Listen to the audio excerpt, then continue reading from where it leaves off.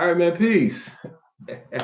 Welcome back to another video being brought to you by the Queen City Psychopaths. This is Sir John Legion, and I am along with the other member, or one of the other four members of the Queen City Psychos, and that is my boy Aidan. This is actually going to be a video review of a movie me and him went and saw at Regal Starlight yesterday.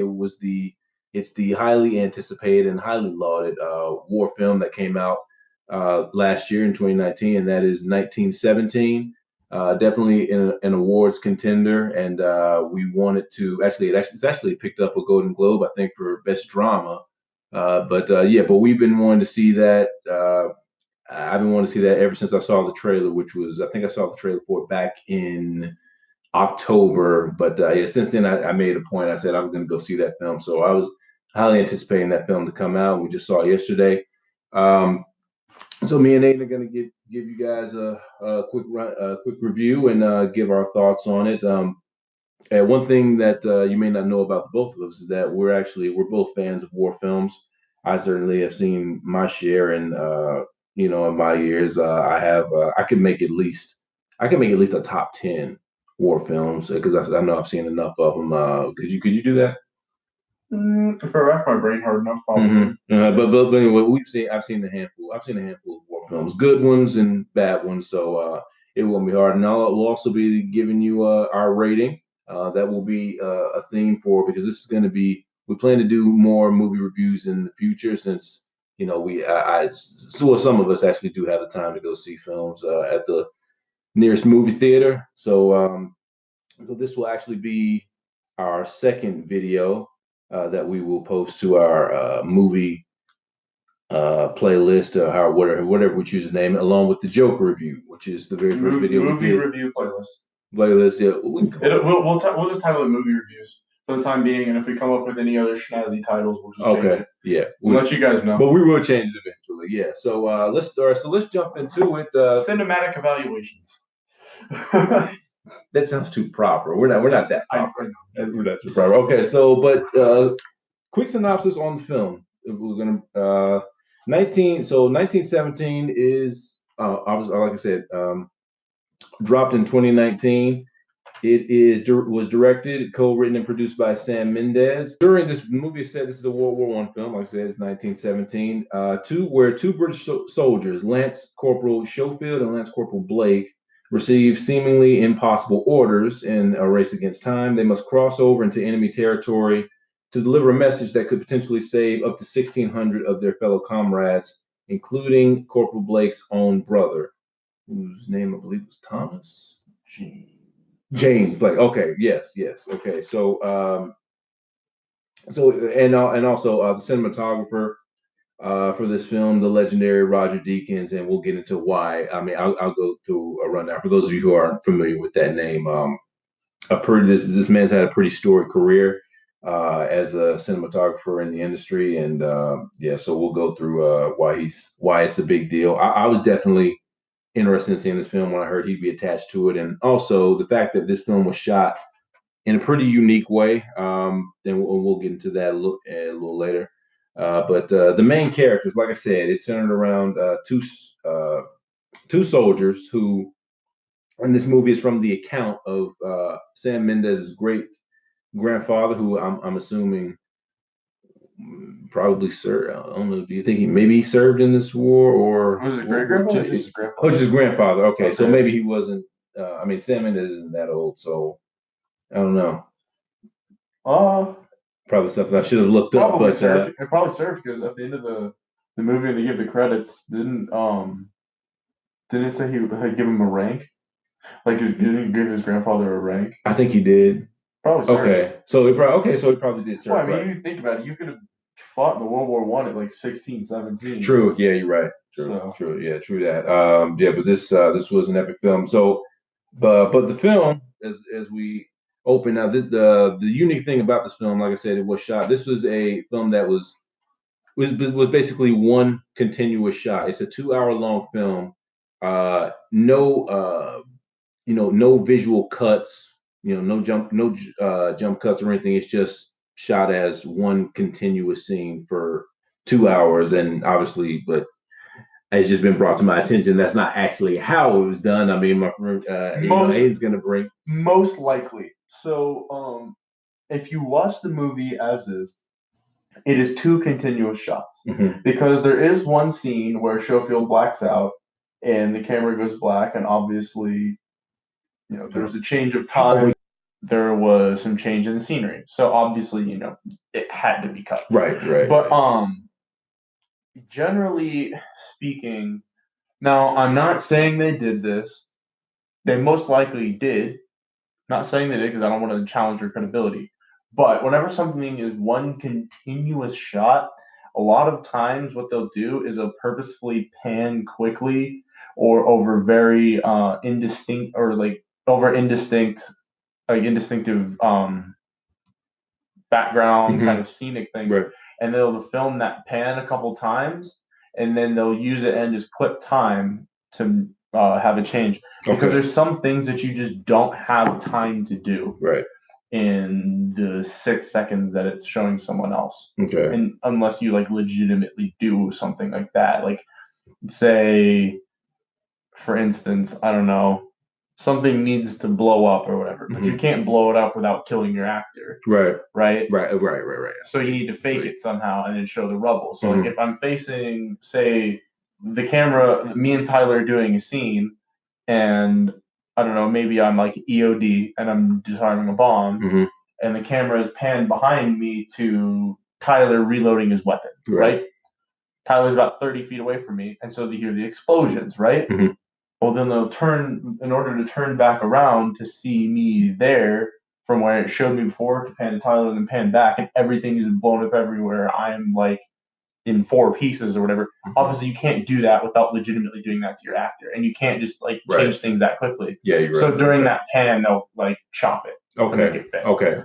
So Well, most likely, now how they did it, I'm not challenging your credibility, but that is a very likely way that they could have done it. That's funny.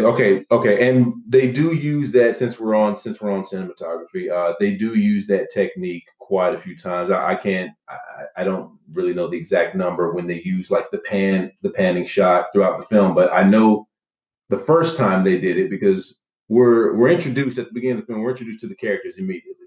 Like I said, it's a 2 hour movie. Yeah.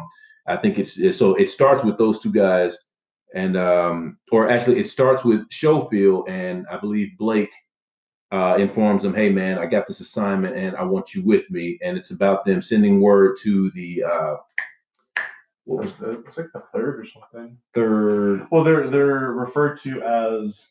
I couldn't understand what they were saying because they're British, right? They're British soldiers, but yeah, I can't remember what exactly the name was. I can't either. I was just saying company. I know Schofield was part of the 8th.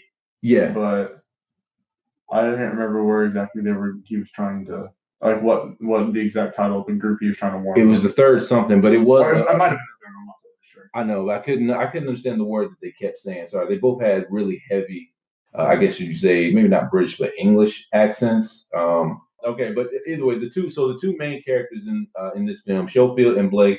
The actors for who play those two characters are George Mackay and Dean Charles Chapman. Dean Charles Chapman being I believe Schofield and Blake is George Mackay. I might have just got those mixed up, but I have to look into it. But yeah, so two relative no names. I'm not familiar with any of these guys' work, but how did you feel? I guess we can go into we'll come back to cinematography, but as far as the main characters, the two actors who this film was pretty much centered around, how did you feel about how did you feel about the performances? Schofield was so good. He was, yeah, okay. I'm not the biggest fan of Blake, but because I just feel like he overdid a lot of stuff. Okay. Like he was a little bit too big. You know what I mean? Okay. Well, in some parts, not all the time, but if you take into account the situation and the setting, I mean, it's like this is a war, and he throughout the film, not just him but Blake, when they the first moment of I'll say danger that they come across is obviously when they get the orders, and Blake explains to Schofield what we have to do. We have to go send a message. They have to cross what was I believe that was no man's land. Mhm. All right, so they were in a trench. They had to cross no man's land. They didn't run into any fire because the Germans had retreated, retreated back to a point where the commander of the company, who was leading the company that they were wanted to relay the message to, believed that they were retreating because they had them on the run, and he saw this as a keen opportunity to turn the tide of the war. And also in this film is Richard Madden and Benedict. I thought that was Richard Madden. Yeah, Okay, yeah. Because I didn't look at the cast list. Okay, yeah, Richard Madden. Yeah, let me just go to the cast list. Yeah, so George McKay and Dean Charles Chapman are the two main characters. Also in this film is Mark Strong. I noticed Mark Strong at first. Which one was he? He was okay. He had like he was the one who had that great line in the film talking to Schofield. He said, "Some men just like to fight." Oh yeah. That was Mark Strong. Yeah, so I know that's right. That's right. I didn't know he was in the film going in, but also Richard Madden, Colin Firth was the general. Yeah, well, their general though for their. No, that was the general. He was the general. Okay. Because Benedict Cumberbatch, also right. in the movie, mm-hmm. he was a colonel. Colonel, he wasn't a general. Okay, Colonel. I think he was a colonel. Who they had to, and he was the one who they needed to get the message to, right? Okay.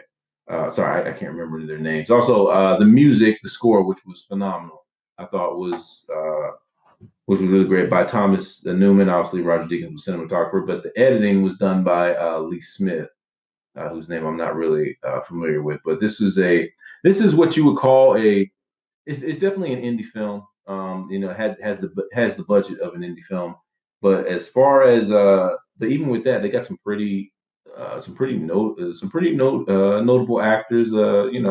Definitely some guys who I follow. Some great British actors, definitely. With Colin Firth and Cumberbatch being attached to the project, that definitely gives it credibility as a must see indie film. And also Mark Strong. I'm very familiar with these three guys' work.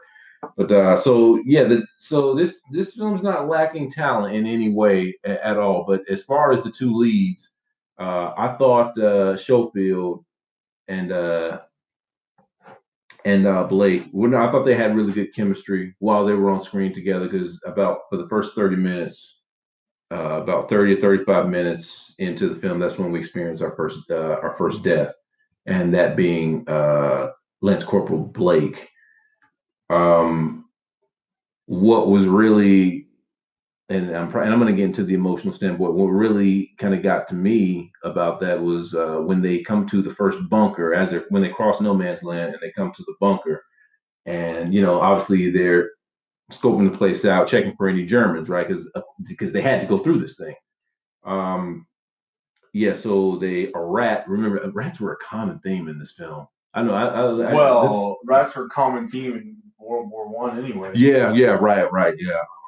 But the camera does. I mean, there are a lot of shots in this film where the camera sort of focuses in on rats that are just running around, screening around the two characters. That happens quite a few times, not only when they're outside, but when they're inside. A rat acts so they go through a bunker and checking for Germans, and turns out that there was actually they come in contact with a tripwire, but it was a rat that set it off. And before we even get to that, and it's basically a near-death experience, but it's Blake who ends up saving Schofield's life essentially, because there was an explosion and Schofield gets caught underneath rubble, and Blake digs him out and leads him to safety before the whole thing collapses. So that was like the first moment of action in the film. And but before we even got to that, the time that was spent where both men where they're making their way through no man's land, and the camera is basically just showing you the remnants of previous battles. Right, you see dead bodies all throughout this film, just showcasing the film showcasing the brutality of war. You see people with severed heads, you see headless bodies and stuff like that. There was a whole infirmary thing. There's dudes with missing limbs and stuff. Yeah. The way this camera was shot. I mean, this is sort of a ironic thing to say. I mean, it was beautiful. It was beautifully shot, but it's just the imagery was pretty horrendous. Yeah. Because it's war, but like this film doesn't cut any corners, and this film is rated R, isn't it? Yeah. That's Yeah, it kind of had to be. I mean, that's a dumb question. It kind of had to be rated R, but yeah, I mean, I thought the cinematography was excellent, man. I mean, you really, at least if you're me as an audience member, and I'm watching this, and we sat in the front row, which wasn't planned, but like, we literally sat in the front row of the theater while we're watching this film. So kind of took a little away from it a little bit, but not really. okay, well, but we did have the recliner seat, so it wasn't like we were, Yeah. so it wasn't as bad. I mean, I've sat in the front row, in theaters before, but yeah, man, a lot of imagery that really stuck with me, and it's about as far as what we saw on film, it's about as authentic as it gets, as far as those not being real dead bodies and stuff like that. But yeah, like, do you agree? At least for those first 30 minutes where they're making their way past no man's land. Yeah, with the horse too. Yeah, Do you remember that? When I they think first went into no man's land. when The first thing they came in was a horse where the skin was completely gone off the top half of its body. okay, okay, okay, okay. I don't remember that as that wasn't as vivid of a memory, but I mean, I'm sure when it happened while we were watching, I saw it. I didn't miss it. I know I didn't miss it. Because a lot of times when the camera would pan, my eyes would go to what was around the two characters as we were following them, because the camera basically acts as a third person essentially. This technique has been done for other movies. We were talking about Birdman, same concept. Gravity, which those two films came out the same year too. I think it was 2 years ago. Those films, 2016 or 2017, and another Wait. film. What? Gravity was not 2016 or 17. It wasn't? No, it was years ago. It was 2000. Like it had to have been the 2000s or like early 2010s because I was. No, it wasn't in the 2000s. No, early 2010s because I was young when I went to go watch that. Let me I was see. in middle school, bro. But I mean, I'm older than you, so that doesn't really. Yeah, but still. Like we're not. Oh, okay, yeah, you're right. 2013. Yeah. Okay, my bad. Okay, yeah, but that was almost half my life ago. Okay. Well, I still remember it though. I still vividly remember it. I don't know. I know you don't. He doesn't. Aiden didn't like Gravity, but I liked it. I thought Gravity was good. I thought it was one of the best films of the year. But again, we're on opposite ends of that. But like I said, we've seen this technique, this style of filmmaking done before.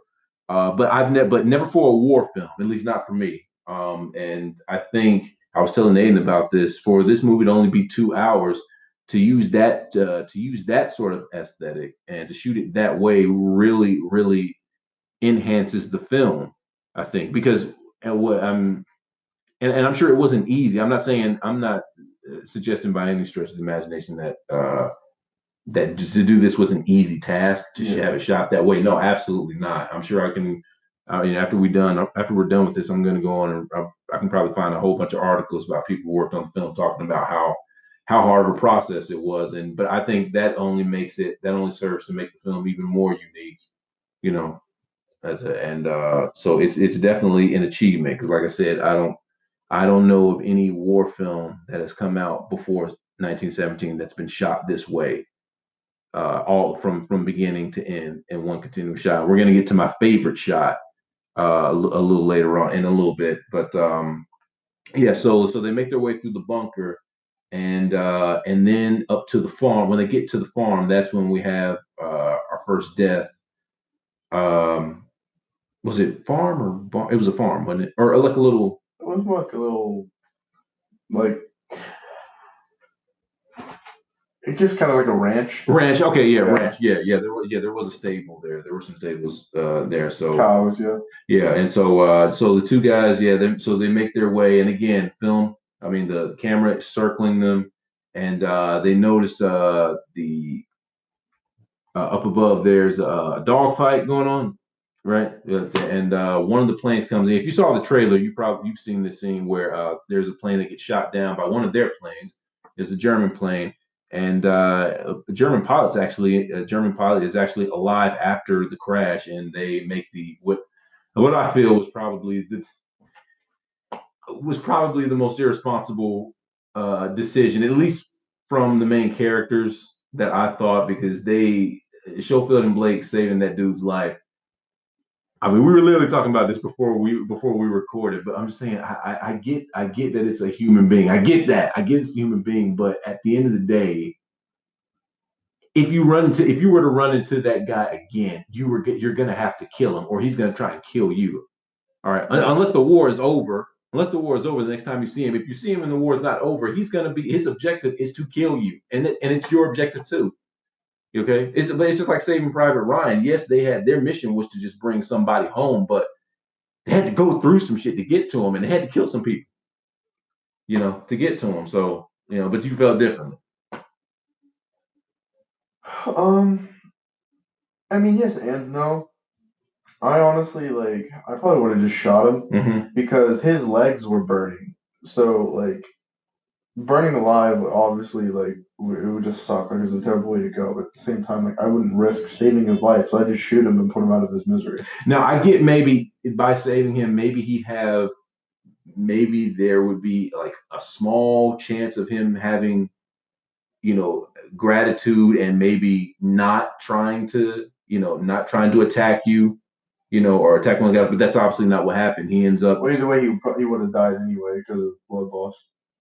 Because but that's not how he died, though. Well, yeah, but I'm saying, even if they did pull him out and he didn't. No, I'm talking about the pilot. I'm talking about him. Right, okay. Because even if they didn't pull him out and he didn't stab Blake, then he would have died because literally his bottom half of his legs are just completely the skin is all burnt off and he's gonna die from blood loss. It wasn't very apparent because it was he had stuff, so it wasn't the full front half. Right. He still he hadn't burned his attire all the way. He would have died from blood loss. It was enough to show that.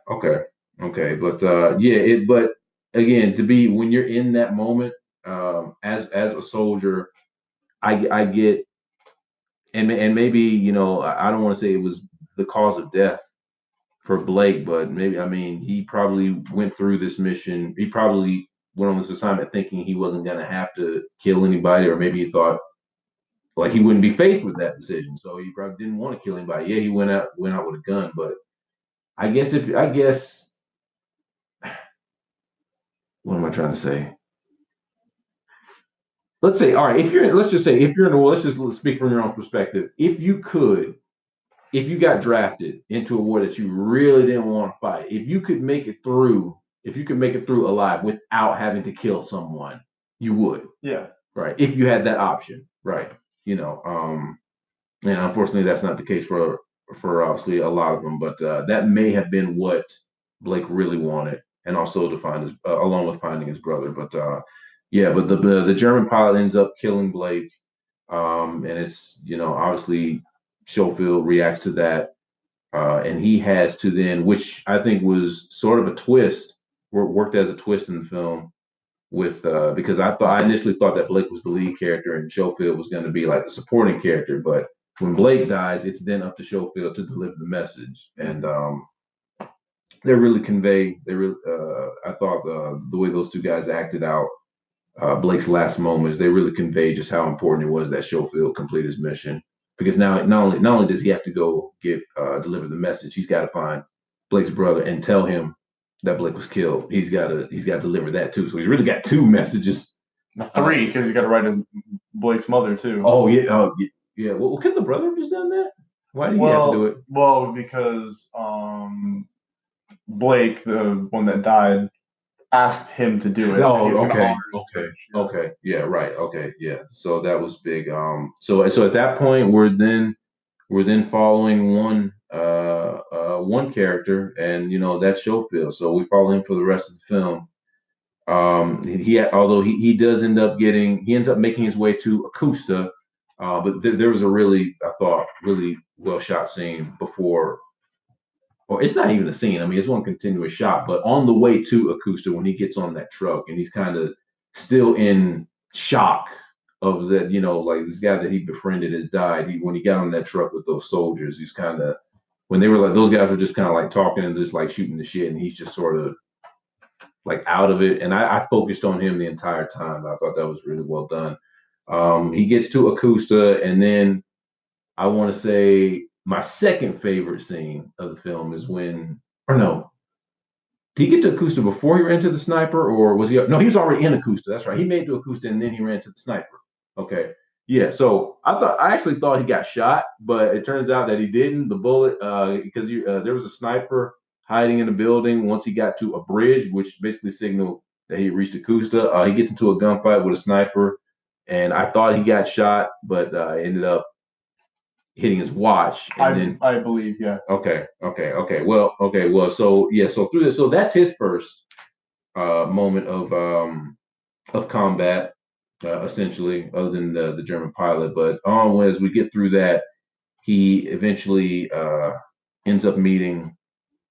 He ends up there's about 2 or 3 more I'd say pretty intense scenes of him trying to escape or just fighting off Germans. Well, I mean fighting off German shores and trying to escape. Uh, and again, it is one continuous shot, but eventually he does reach I'm just going to say the company that he was trying to warn, and which then leads us to. But it turns out he was actually technically he was too late, or not too well. It's kind of hard. It's kind of hard to explain what happened. One, it was so quick because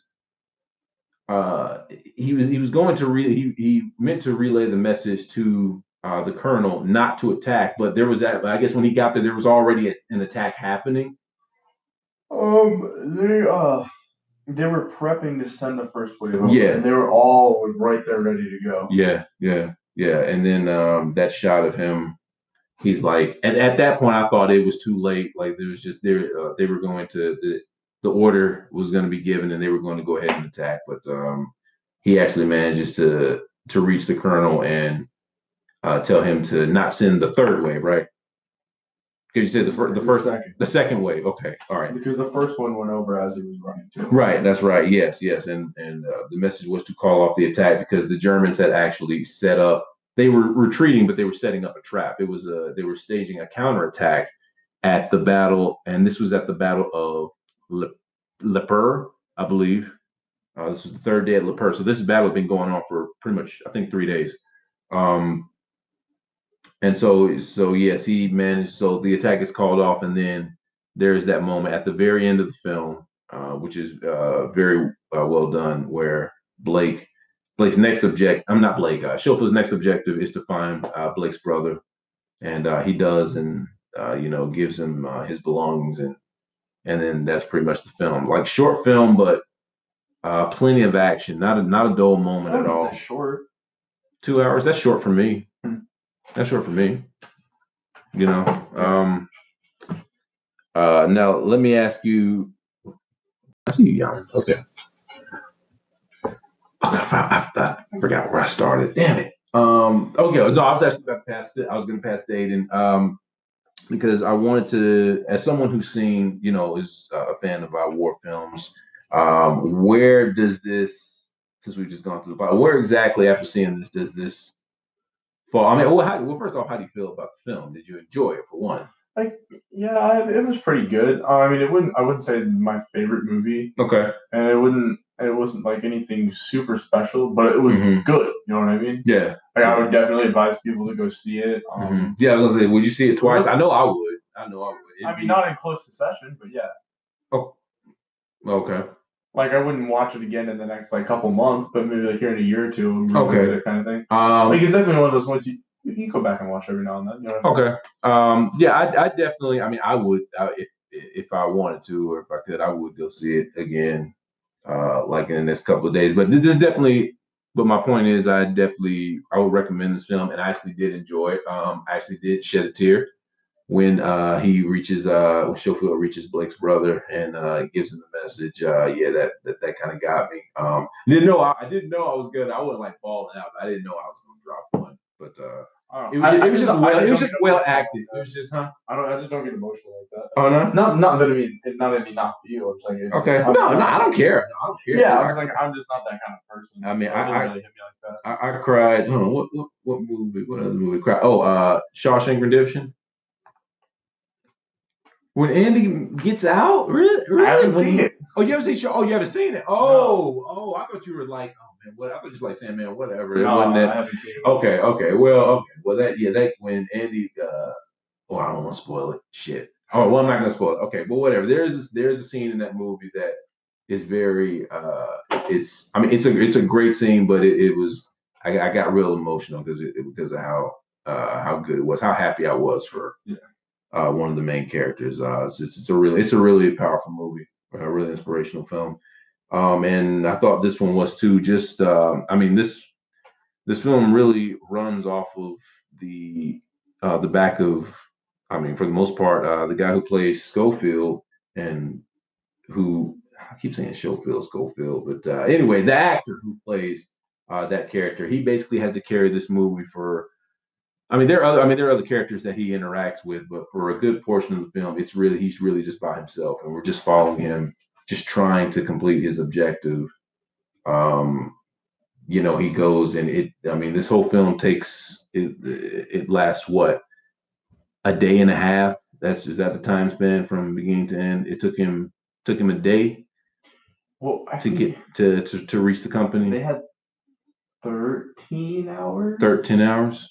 Because I remember them talking about waiting until dark and then still have like 8 hours. Uh-huh. So you had 13 hours. Right. They had to get it done in 24 though. In 24 hours, at least at the very. I'm thinking they needed to be there in 13 hours. Yeah, they did. Okay.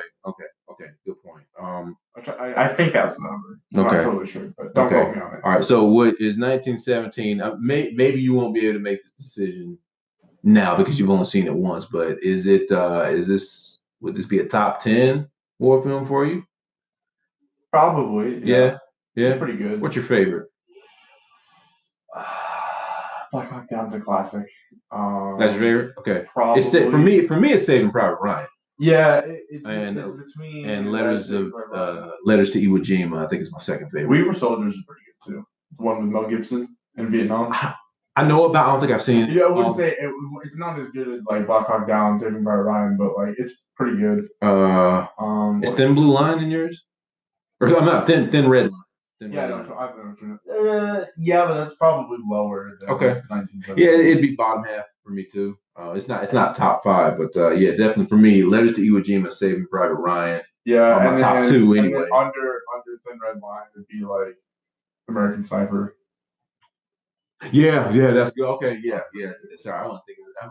It's weird. I didn't think of that as a war film, but American Sniper, that's definitely top 10 for me. For me, 1917, I'd say it's up there. Zero Dark 30 was yes, that was well done, but it was just so boring.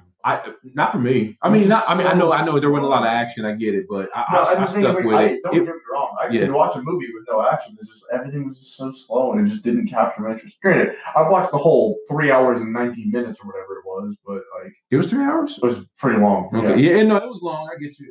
But, I don't know.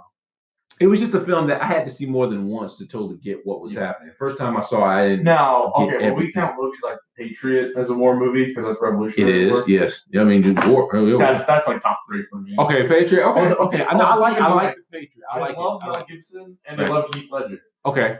So I like The Patriot. That's top 10 for me too.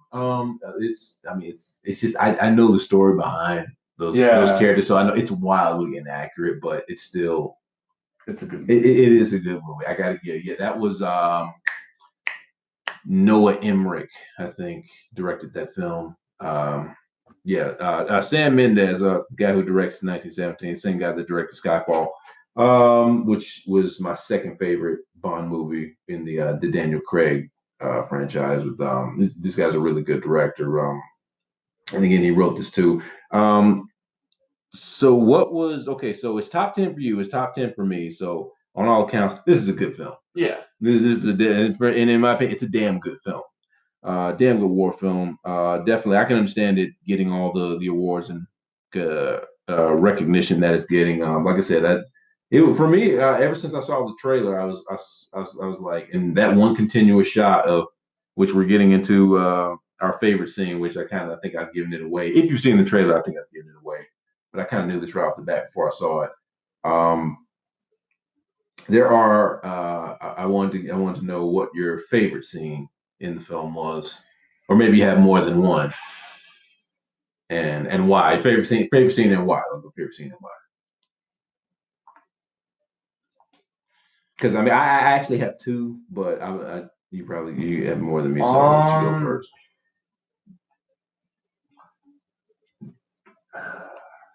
It's kind of hard.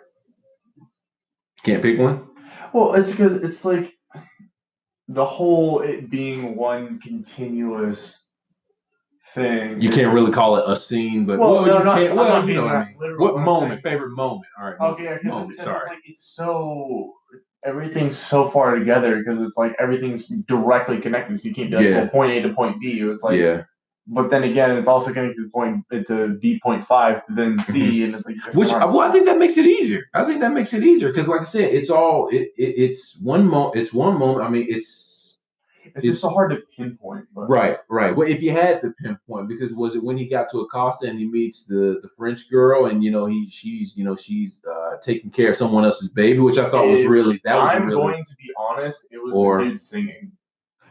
Great, yeah, that was great. That was really good. Up, no one gives a crap that some random dude is just walking up next to him and sits down, and it's like he's just with a band of guys and some dude singing. They all kind of clap and get up and go. You know why they were doing that, right? Yeah. Okay. And then it's like why that.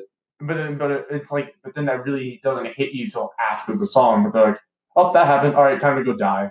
Like, you know what I mean? It hit me. No, it hit me because when like you heard some guy singing, and again, like the way the camera is following him, we can't see what's in front of him. We're only seeing he's kind of like he's like walking, and the camera's kind of like trailing him. So until they pan to the soldiers who are like gathered around listening to one of them like sing the song, which was a beautiful song, by the way. Yeah. Very very somber. That's when when I started seeing the soldiers and I saw the guy singing, that's when it hit me. I was like, oh, they're about to go. They're about to go. Attack. Because it's like that's a common thing. I've seen that before. They're ultimately marching to their deaths. Yes, many of them. Yes, absolutely. Yeah. So I've seen that in other war films before. Actually, not a guy singing, but like the soldiers gathering around to like say a prayer or something like that. It was in. Have you ever seen The Count of Monte Cristo? No. Okay. Well, that was during I think that was French Revolution, but a very similar scene to what you saw in 1917 happened in that film too. So yeah, when I saw that, when I finally processed what I was seeing, I was like, oh, I know what's coming. And I was like, that means he made it. He made it because we didn't know he had made it. See, we had made it to the company that he was trying to reach. I'm gonna be honest because I can't remember when exactly the Americans joined World War One. And I heard the guy singing, and it sounded like he was singing in an American voice. I was like, "Is that an American?" It sounded British to me. No, I mean to me when I first heard it, I was like, "That's not Americans," and I was like, "Yeah, that's not American." Nah. Like for a minute, for a second, I'm like, I guess we'd have to look. I mean, obviously they joined World War One at a certain point, but we'd have to find out if America was already involved at this particular point in time. I guess I'm pretty sure they would have been involved because was the war almost over? We entered in April 6, 1917. So literally the day the movie's filmed. Because the movie was filmed on April 6, 1917. That's what it said, right? Oh, wow. I think that's what it said. So it was literally the day that the United States entered the war. Oh. Okay. Well, fun fact. Yeah. I didn't know that. I didn't know that it was shot on. It was April 6th. Okay. Yeah. Is it? Wait, no, you're talking about the day that happened? What we saw? That was April 6th. Oh. The date in the movie. Okay. Oh, okay. I got you. Okay. Wow. Okay. I did not know that. Had no idea. I think it said April 6th. Okay. Okay. So all right. Well, that makes things even more. Makes the film even more poignant. All right. When you take that into account. But another thing about it, this was very much there weren't any American characters in the film. It was all Brits and Germans. Which I'll be honest, I mean I like films like that. I mean because of I've seen so many war movies where the film is centered around whether it's World War II or World War I, it's centered around American soldiers. It's every now and then it is nice to get a perspective of certain wars from soldiers from other nations. I want to see a movie that's about World War II from the Germans' perspective, from the Canadian soldiers. the ones that landed, because Canada joined with us to land on Normandy. Uh-huh. So that'd be cool. It's true. Just be interesting. Yeah. Take, Yeah. No, it's like interesting to get their different, perspectives. Right. Yeah, I get what you're saying. Yeah, I totally get what you're saying. But now from the Germans and all that stuff too. Well, I mean, there's movies in Germany. Yeah. I don't think you could. I don't think you could get away with making one from the Germans. I don't think. I don't know. I don't think we're that progressive yet. Yeah. I just don't think it would get funded by anybody. I really don't, and get a worldwide release, man. I don't. Maybe sometime in the future, but I doubt it. So that was your favorite moment. Mine is obviously, like I said, I saw the trailer, but definitely I have two. Like I said, when he meets the girl and Acosta. But right before that, really intense scene. I don't know how this happened. He actually meets. You see a guy in the shadows. He's walking through Acosta, which is burning right now. I don't know what was happening though, but like when he woke up, when he got to Acosta, it was maybe midday or the afternoon. And then when he wakes up, it's obviously night. We don't know how long he was out for, but we knew he was out. The sun had gone down. And but there were German soldiers around. And you remember that scene where he walks out and there's like this guy standing out at the distance. And I guess he couldn't see, he couldn't really tell if he was one of his comrades or if it was an enemy soldier. And you really couldn't either until he started coming at him with his gun. Yeah, that was pretty intense. I mean, I saw that scene. I kind of wish I had, and I saw it before on a commercial or a promo for the film. So that kind of ruined it for me because I really bad about giving away plots. I know they gave away so many. Yeah, I saw too many commercials, and for this movie that kind of gave away a lot of really tense moments, and that was that movie that moment would have been a lot more tense for me had I not seen it beforehand. Because that was really scary. But how the hell did he miss him though? Because you know where he was standing from what it looked like. It looked like because it was a quick shot. He didn't really take the time to aim. Plus, he was on the move too. But moving toward him though. True. You know, he was closing the distance. But yeah, it is a movie. But yeah, you're right. Stormtrooper anger, right? Yeah. He was literally behind him. And then one time he actually fell, and I thought, well, you should have hit him there, but. There was the part where he fell and then dude literally walked to the side. Yeah, and he kicked it. I was like, so you didn't see where he went? Exactly. I didn't get that. Yeah, that was probably something about that scene. They didn't execute that right. That was poorly executed. There's no way in the world that German soldier who was chasing him could not have seen him kick in like that wall or whatever and go and slide into that. I don't know what it was, like a bunker or whatever. I don't know. But it was like a little cellar. Yeah. But how he didn't see where he went, I don't know. Yeah. That didn't really make any sense. But the scene where he actually comes in contact with a girl who's hiding, and not only that, but hiding a baby, and it's not even hers. You know, I mean, it just leads us to imply that the parents should either, because I don't think any parent would just leave their baby. I don't do that. So they had to have been killed or taken or something. Something that effect. Probably something very horrific and. I mean, at that point, what do you do? I mean, I don't blame you. You can't just leave. I mean, really, would you just leave a baby? I mean, in that situation, you're in a town that's basically occupied by enemy troops. You can't just leave it. Yeah. So I get it. Yes, and so he takes shelter for a moment, but what made that my favorite scene, it wasn't just that he saw the girl. I'm like, oh, she's really pretty. I gotta look up the actress, but it was that moment where he starts playing with the baby, right?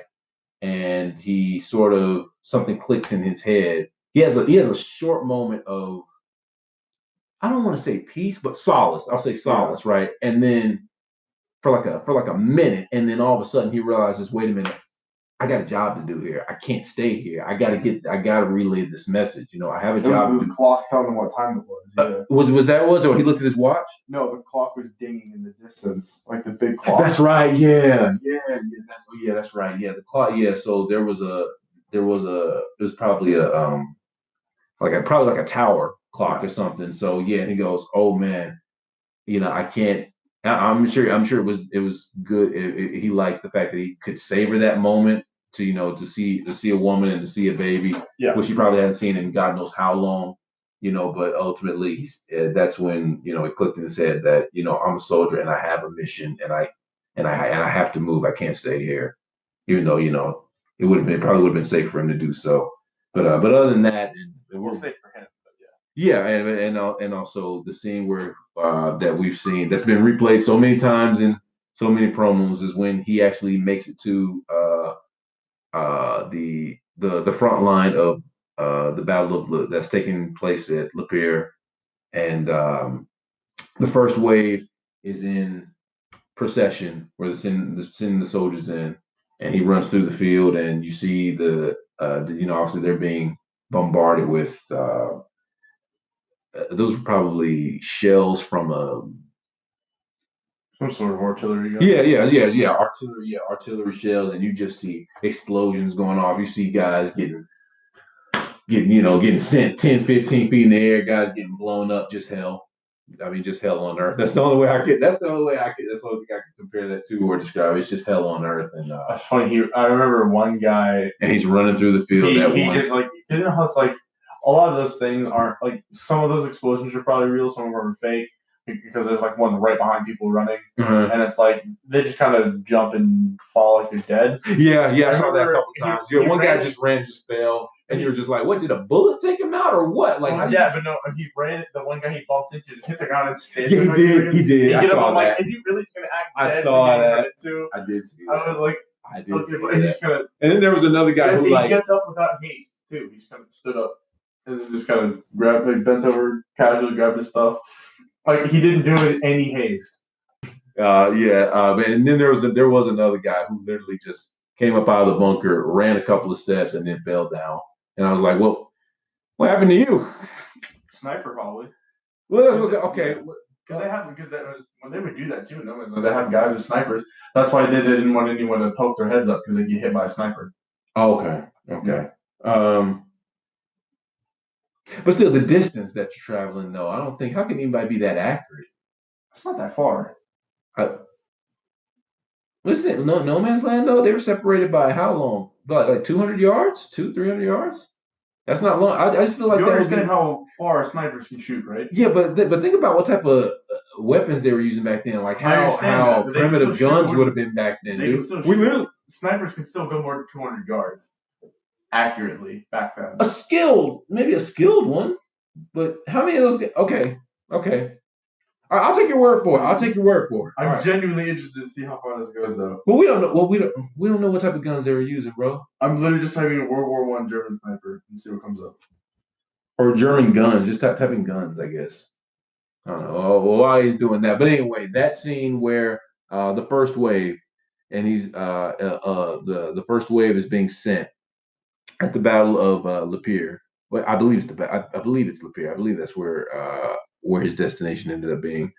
And he's running to the field. That was my favorite scene. So those were basically my two favorite scenes. I want to get into the career of Roger Deakins because I know Aidan and the other guys don't really know that much about him. But its effective firing range is capped out at about 870 yards with optics. Hi. So okay, that settles that. All right, no argument there. Okay. Nowadays they can go like 3 miles. Right. But dude, that's insane. I know. They able to shoot someone from 2 miles away. Yeah. What was more insane was the distance that guy had to travel once he actually got to the front line to 2 miles to get to the colonel. And that dude said, he was like, "Where's the colonel?" He's like, "He's 300 yards that way." And I was like, "Oh God, there's no way this dude's gonna get there in time because he had to go through all those soldiers. He had to run through all those soldiers. I can only imagine what that was like for an actor." I was thinking about man, he must audition for that. Yeah, I mean, seriously, you had to go through all those soldiers, and he literally had to run 300 yards to get to the dude. I was a sprinter, and I could sprint. Well, he couldn't sprint through that. He had to. No, I know what I'm saying. I could flat out sprint about 180 meters. Right. And I trained literally 2 hours a day, every day. And he's hungry. He hasn't eaten since he left camp, right? So he hasn't eaten in 13, 14 hours. He's probably dehydrated because I think he left the milk I thought he left the milk with the baby. He did that, right? Okay, so you haven't had anything to drink. You haven't had anything to eat. You're you just came out of a near-death situation. Like, I mean, you saw the fatigue. You saw how tired he was when he finally reached the company, man. He went over there to that chair. I mean, not that chair. He went over there and sat down and laid on that tree, and the dude was just mentally, he had to have just been out of it, you know. So that's what's so crazy about that scene. And again, very well acted. I completely bought that the guy was just not just exhausted, but mentally, because I mean he has like a really short breakdown um, once he escapes out of Acosta and goes down the river, which was another scary moment because we didn't know where it was taking him. I mean the fall from that waterfall could have killed him had it been. Yeah, I mean, he didn't know where he was going. He didn't know where it was sending him. I don't think he did. He didn't seem like it, but well, he knew he had to get to a river, and that was the first river he came to. And he's like, "Well, jump in this river, gets shot." Yeah, it was either that or dies. Yeah, so he didn't have to. Yeah, I got that. But yeah, when he actually reaches him, when he gets to the riverbank, and we see all those dead bodies that he has to go through, and he has this moment where he breaks down and cries. Which completely understandable, man. You literally just went through hell, but then only to find out he had a lot more hell to go through just to get to complete his objective. But yeah, so let's go.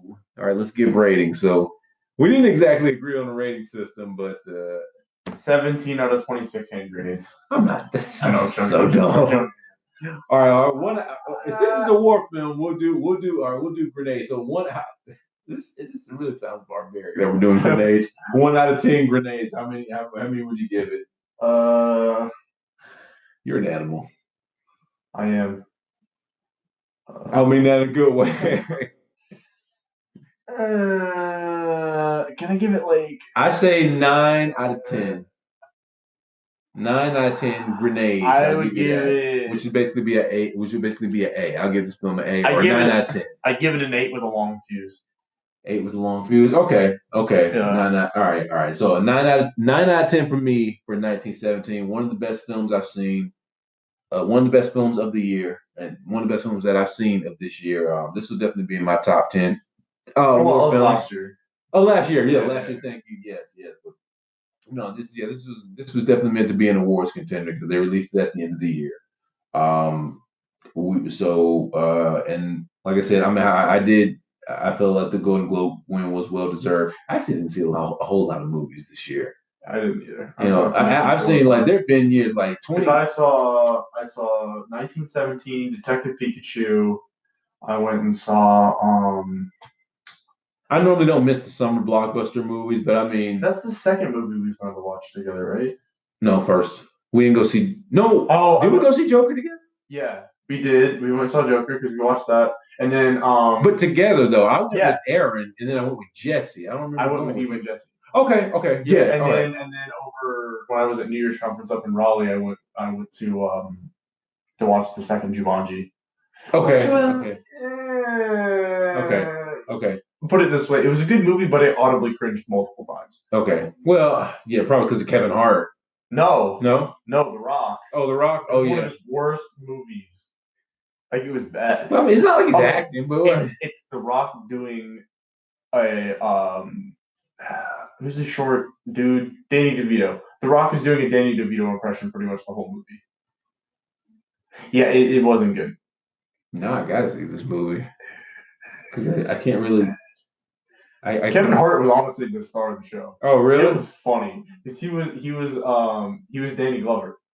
He was like making fun of. He was like impersonating Danny. Or that was Danny Glover in the movie, right? I didn't see it. Well, I know, but you've at least seen the previews, right? Was that not Danny Glover? No, I actually don't even recall seeing the preview. We didn't see it when we went. We didn't see any preview for Jumanji. Jumanji 2 cast. We didn't see any previews for the film at the movie.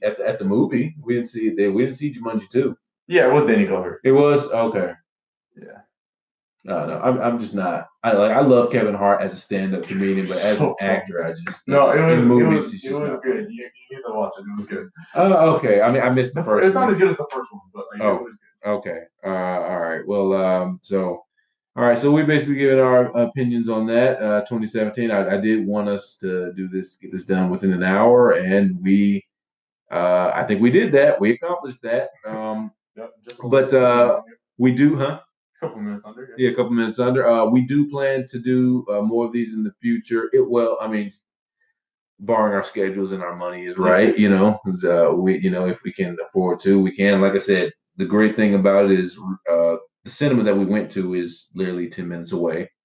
Once I get my car, once I get my, well, anyway, let's just say once I get my car back on the road, for the most part, I will probably see. Although I'm not really looking forward to see. I don't really have any films that I feel like I need to see, other than Knives Out. Knives Out, I do. You can. I'm not interested in that one. I'll definitely keep. What about Uncut Gems? Yes. Okay, Uncut Gems. Okay, well, maybe we'll go see Uncut Gems sometime soon. Because I'm hearing really good things about the Bond films, but I'll go watch that one with you. Yeah, that's right. I did say I was going to watch it. I haven't seen any of the Daniel Craig ones. I've seen all the I've seen the Sean Connery ones. I haven't seen the Daniel Craig ones. I haven't seen any of the Sean Connery ones. I've seen all the Pierce Brosnan ones and the Daniel Craig one. I can't remember seeing Casino Royale. That was good. I think it probably was good. I've seen Casino Royale. The only one the one I've liked the least is Spectre. All the other ones I've liked are really good. I told you Quantum of Solace is my favorite, which was Paul Haggis, I think directed that. Okay, but I did say I was going to go see the Bond film, didn't I? What's it called again? No Time to Die. Yeah, No Time to Die. Okay, well, yeah, I'm just not excited for the direction that it's headed in. But I think you should keep Bond a guy. But that's just me. I'm not the only one who thinks that. There's nothing wrong with making a female spy movie. I mean, hell, we're getting one. Black Widow's coming. But I just create your own, create a new franchise. Just create a new franchise. No. Yeah, you've got us, but we'll take the role in a new franchise. Yeah, I mean, honestly, they were initially saying they wanted to hire a Black British actor to be Bond, and Idris Elba was up for it. I believe he turned it down. Well, no, he did turn it down, and that really pissed me off. I'm probably going to do a video on that sometime in the future because, it was just he's kind of getting on my nerves. He's gotten on my nerves recently, but we'll see where this goes. Thanks guys for joining us. On that note, we're going to sign off. Like I said, look for more of these reviews in the future. Once again, this is Sir John Legion, along with my boy Aidan, who as of right now does not have an alias, but we're also currently working on that as well. Thank you for joining us for this movie review of 1917.